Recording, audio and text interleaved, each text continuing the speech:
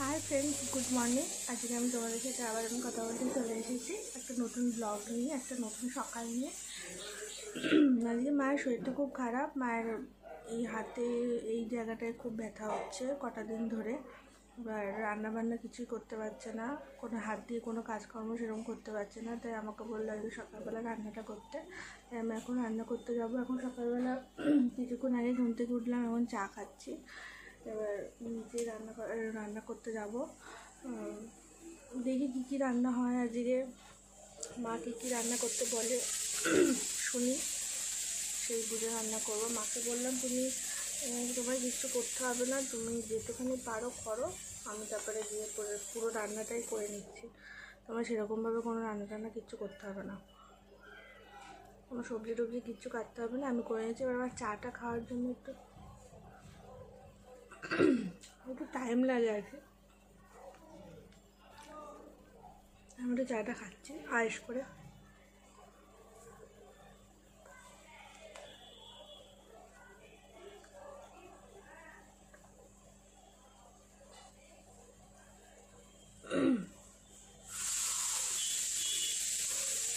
আজকের ব্লগটা মনে হচ্ছে অনেকটাই বড় হতে চলেছে, কারণ আমি রান্না করবো সেটা তোমাদেরকে দেখাবো।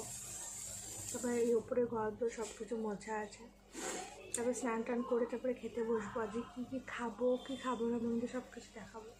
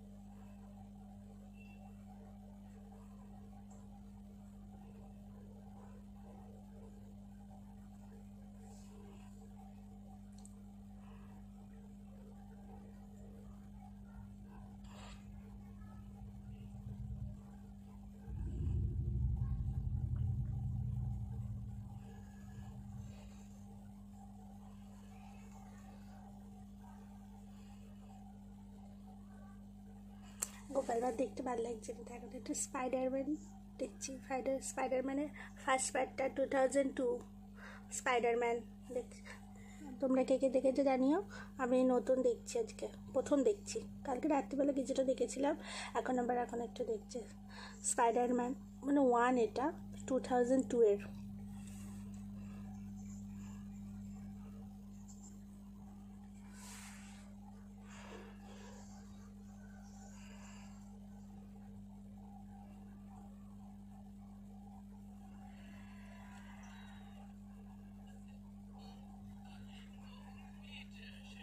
मुझे तुम पर नाज है। इन कपड़ों में तुम कितने अच्छे लग रहे हो पीटर। ये खुशखबरी है, मेरे पापा ने न्यूयॉर्क में घर लिया है, सीएम छुट्टियों में वहाँ जाएंगे। बहुत मजा आएगा। तो तुम पास हो गए। तुमने मुझे एक बार फिर गलत साबित किया। मुबारक हो। शुक्रिया डैडी। पीटर, तुम्हें विज्ञान पुरस्कार मिला, कमाल हो गया। जी हाँ। जानता हूँ तुम किन हालात से गुजर रहे हो, फिर भी आज का दिन खुश रहने की कोशिश करो। जानते हो पीटर, एक दौर खत्म होता है। ফ্রেন্ডস, এখন আমি মা আর বাবা একটু পরে বিয়ের বাড়ি যাবো। এবার মায়ের জন্য শাড়ি বার করবো। এবার আমিও আস্তে আস্তে রেডি হব। বলেছিলাম যে মায়ের হাতে এই সাইডে এই ব্যাক পেন হচ্ছে, এই জায়গাটা দিয়ে খুব ব্যথা হচ্ছে, তার মাকে মনে হচ্ছে রেডি করিয়ে দিতে হবে, শাড়িটা পরিয়ে দিতে হবে। এখন রেডি হব, একটু বেরিয়েছিলাম, একটা বান্ধবীর বাড়িতে গিয়েছিলাম। এবার এখন আস্তে আস্তে রেডি হবো। দেখি কিছু সেরকম সাজবো না, সিম্পলি একদম সাজবো, বেশি কিছু সাজবো না। চলো তাহলে দেখাই তোমাদেরকে মায়ের জন্য কী শাড়ি, মাকে কী শাড়ি বার করে দেবো। চলো এই দেখো, মায়ের জন্য এই শাড়িটা বার করলাম। মা বলছে হালকার মধ্যে পরবে। এই শাড়িটা বার করলাম মায়ের জন্য, ব্লু দিয়ে পিঙ্ক দিয়ে। আর আমার জন্য এটা বার করেছি, আর বুঝতে পারছি না ভালো করে, দেখতে পাচ্ছ এটা বার করেছি। এখনও ঠিক বুঝতে পারছি না কোনটা এটা পরবো কি না, দেখি। এটা এখন বার করেছি।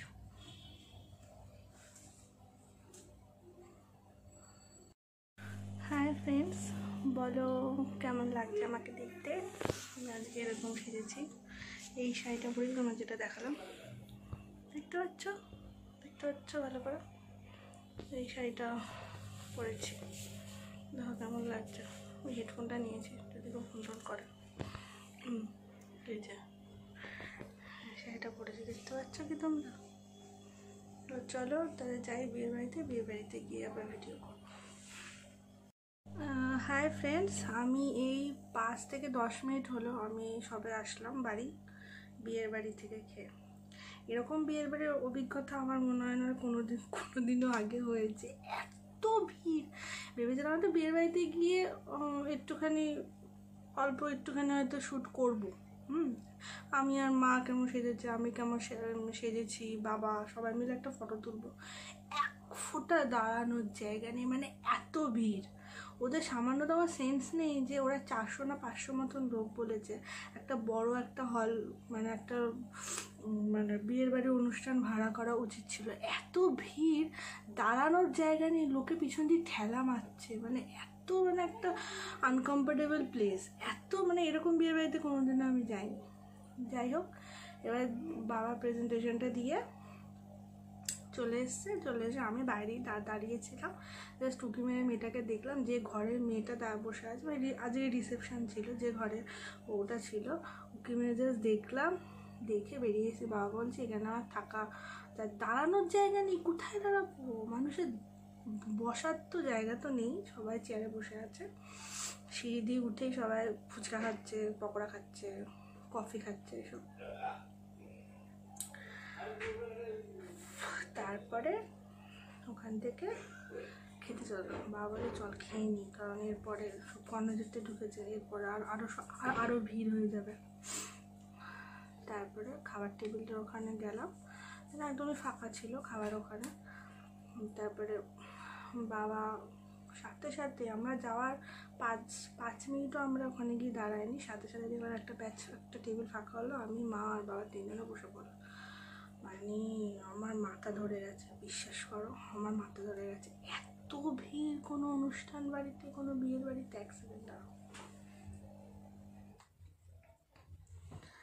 এত ভিড়, এত গ্যাদারিং, ওরকম আমার একদম পছন্দ হয় না, আমার ভালো লাগে না এই সমস্ত এত ভিড়ের মধ্যে। ভাবলাম ওখানে গিয়ে একটুখানি বিয়ের বাড়ির একটু শ্যুট টুট করবো, কিচ্ছু হলো না। ঢুকেই আমার দেখেই মাথা খারাপ হয়ে গেছে। তাই খেলাম দিলাম, হয়তো খাওয়ার টাইমে যেটুখানি থাকা সেটুখানি খাওয়ার টাইমটুকুনো থাকলাম, ব্যাস বেরিয়ে চলে এসছে। সামনে টোটো দাঁড়িয়েছিল, বাড়ির কাছাকাছি। এবার দেখ এখন পর্যন্ত মেকআপ তুলিনি, মায়ের হাতে ভীষণ ব্যথা করছে, তাই ওই মাকে সব কিছু করে টরে দিলাম, তার আমাদের ডগিটাকে খাবার দিলাম। এখন সবে বসেছি মেকআপটা তুলবো বলে। এবার আমি এই উইভসটা দিয়ে মেকআপ তুলি, এই উইভসটা দিয়ে। এই কানেরটা পরেছিলাম আজকে, আমার শাড়িটা ম্যাচিং করে, কানেরটা ভালো না। আর এটা হলো সুগারের লিপস্টিক, সুগারের ওয়াইন অ্যান্ড শাইন। খাওয়ার জন্য হয়তো উঠে গেছে একটু। উইভসটা দিয়ে মেকআপটা তুলে নিই, আমার কাছে ভালো লাগছিল। তুললে আজকে এরকম করে বেঁধেছিল, দেখতে পাচ্ছ। হাতে এই চুড়িটা পরেছিলাম, কানের দুলের ম্যাচিং করে এই চুড়িটা পরেছিলাম। আর এই হাতে একটা সামান্যটা করে, ব্যাস আর কিচ্ছু সাজিয়ে না। চুলটা এরকম করে, ব্যাস চুলে এরকম একটা করে তুলে এখানটা ক্লিপ বেঁধেছিলাম, ব্যাস আর কিচ্ছু করিনি। চোখে জাস্ট একটু কাজল পড়েছি, আর কিচ্ছু সাজিয়ে আছে, কিচ্ছু না। কীরকম বিয়ের বাড়ির অভিজ্ঞতা।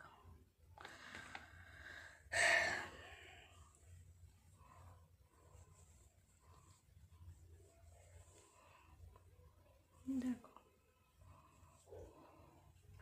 জাস্ট একটা ফাউন্ডেশন দিয়েছি আর একটুখানি পাউডার।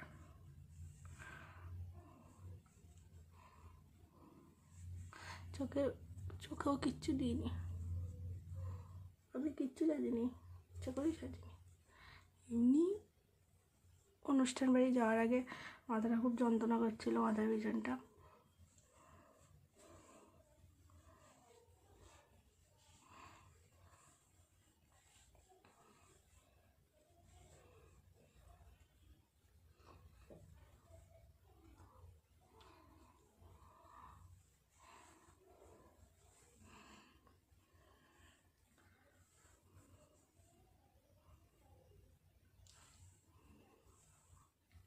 উইভস দিয়ে খুব সুন্দর মেকআপ ওঠে, খুব সুন্দর মেকআপ ওঠে উইভস দিয়ে।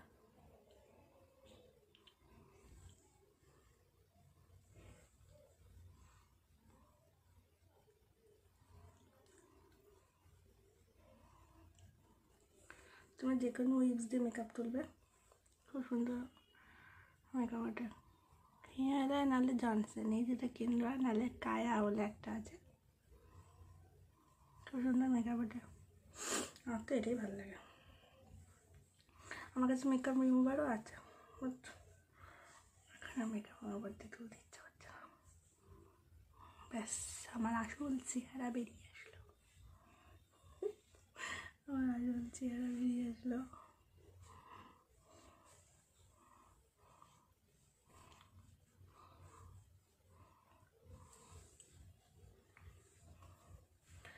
কানেরটাও খুলে ফেলি।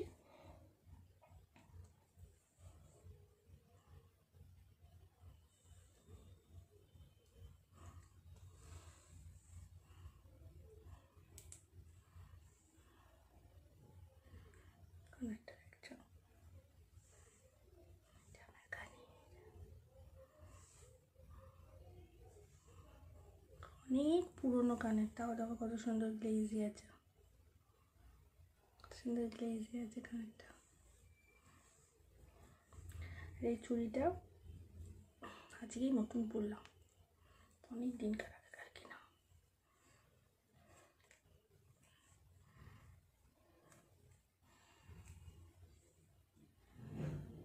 একটা ফটো পর্যন্ত তুলিনি,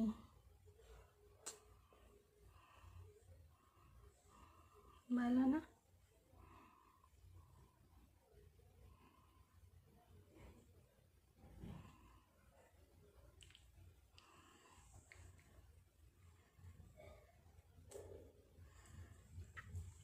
তো ওকে চলো ফ্রেন্ডস, টাটা, গুড নাইট। এখন আজকের মতন ব্লগটা আমি এখানেই শেষ করলাম।